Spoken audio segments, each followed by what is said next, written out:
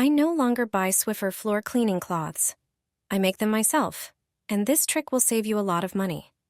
When you run out of those wet cloths, you can use the dry ones if you moisten them with a solution. But for floor cleaning, you'd need to use 2 cloths. I definitely prefer using reusable microfiber cloths. They work great for dusting when dry. To make them more effective, prepare an empty Swiffer cloth box or any other sealable container. Pour in 250 milliliters of water. Then add 125 milliliters of vinegar. The vinegar will help remove all the dirt from the surfaces.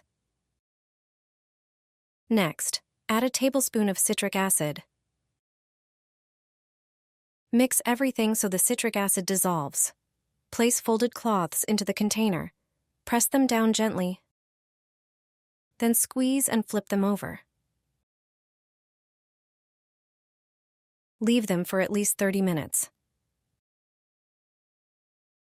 Now it's time to try this trick.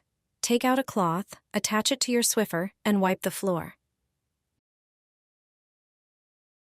Not only does it pick up all the dust, but also notice how shiny your floor looks.